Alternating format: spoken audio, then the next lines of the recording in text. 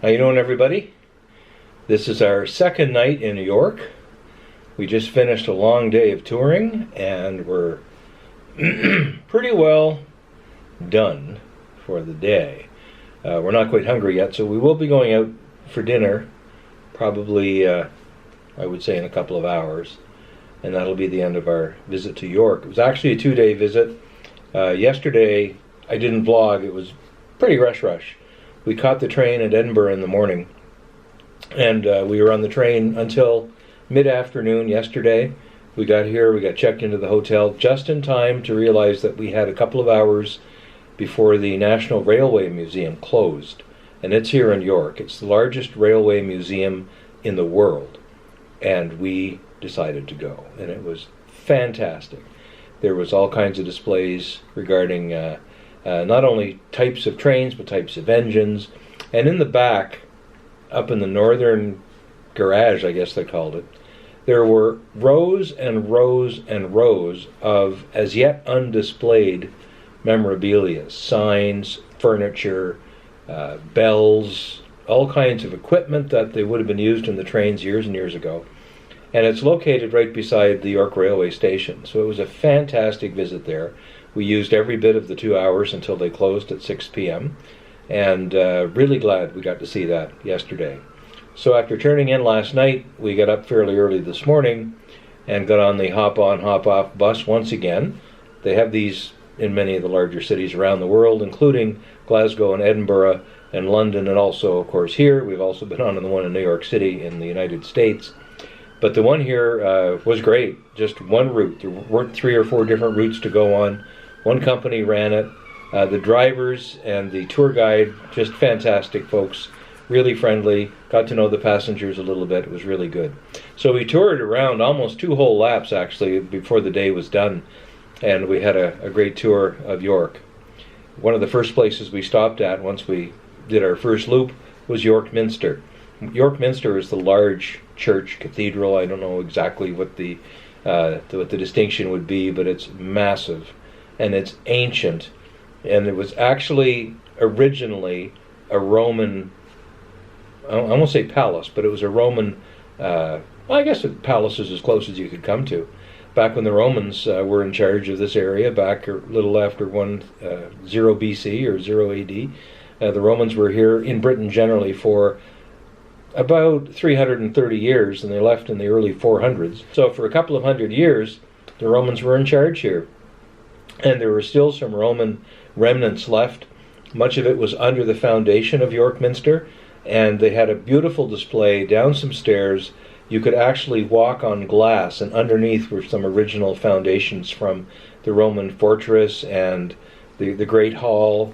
They've done a lot of excavation, and the bus driver was saying if the archaeologists could have their way, they would basically just dig under the entire city, and they would find all kinds of stuff, because the Romans were here, and the Vikings were here, and the Saxons were here, and the Normans were here. And eventually, of course, it became part of England, and now, of course, the United Kingdom. It is just tremendous. The original Minster was built by the Normans around 1086, I think, if I read correctly. And the Norman Minster was built over top of some of the old Roman properties and some of the old Viking properties. And then it was refurbished and really upgraded substantially a couple of hundred years later. And the York Minster that we see today has been around for hundreds and hundreds of years. Inside there are carvings in the stone that's just unbelievable. The wood carvings, all of the decorations and ornaments, just tremendous. There are large slabs on the ground which are essentially horizontal gravestones, and they have inscriptions in them depicting who's inside or underneath this particular slab, or who's being commemorated, even if they're buried somewhere else. There's royalty there. Edward III and his wife were married in York Minster, and there's a plaque commemorating that marriage, and also their children as well. So just fantastic. Fantastic trip there.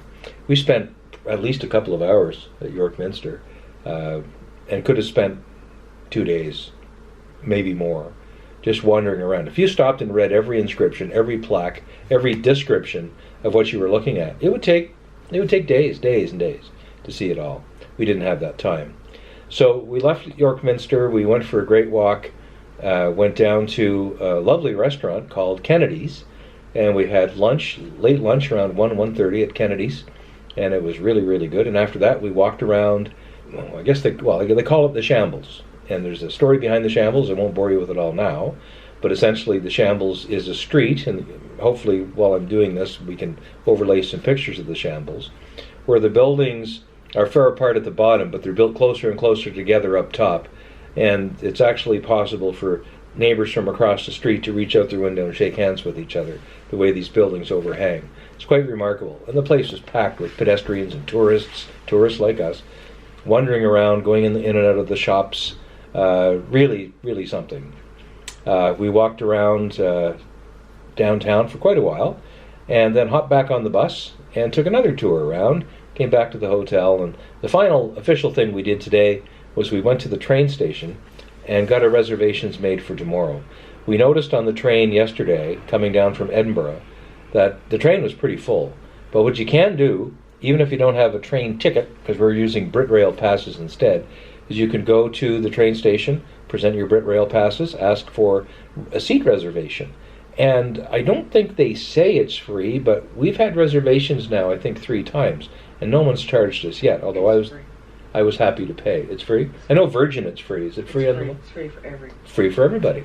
My research directorate is on board right here. So it is free, I guess. So anyway, they were very, very kind and happy to provide us with reservations. So it's pretty interesting. When you get onto the train, there's a little display up over each seat, certainly of the modern trains. And this will be a modern train tomorrow, probably another Pendolino. And the display says, reserved to York. That's what ours said yesterday coming out of Edinburgh, reserved to York. So no one else can sit in that seat, but they can see by the sign that the people who are in that seat, in this case that was us, are getting out in York. And then those seats will be available all the rest of the way to London. And anyone at all can sit in the seats after that. So in our case, it won't, someone might be in those seats actually when we get on the train, but they will have to move because that's how reservations work. And if they'd looked up when they got in the seats, they'd realize that these seats are occupied from York to London King's Cross, which is where we're going. So we're in the 9:30 train tomorrow morning to King's Cross. Once we get there, it'll be just a little before noontime. We'll take a taxi to our one-night hotel in London. We'll drop our stuff, and then we'll head back out for an afternoon or final afternoon of touring. Anyway, that's the report from day 2 at York, and we'll see you later. We're at the York train station. We checked out of our hotel. Got here a little bit early, which is great. It's always good to be early. We're on the 9:30 train from here to London King's Cross station. There are 3 stops from here to London. Even at that, the train gets in a little over 2 hours after it leaves here. So it's a 188-mile trip, and we're getting it done in about 2 hours, including some stops. So that's pretty darn good. This is our final train trip, actually, for this journey. The rest of our travel will be on trains of the sort, but they'll be on the London Underground and not necessarily overground like this. So this is our last trip on the National Rail System in this journey, and it's been really, really great. One more to go. We have reservations in Coach F that we arranged yesterday, and we'll see if they work out. Today we were thinking we might go to Hampton Court Palace, but looking at the time of arrival and the time it'll take us to get there and then get back in time to do a few other things, we didn't think it would be feasible, really. So we'll just put Hampton Court on our checklist for next time, if we are lucky enough to get over here again. What we're going to do instead is go to Westminster Abbey, following a bit of a shopping tour through Covent Garden. We're going to walk from the hotel area down towards Parliament Street and then into Westminster. And we'll tour the Abbey and see all the burials and see what else there is to see there.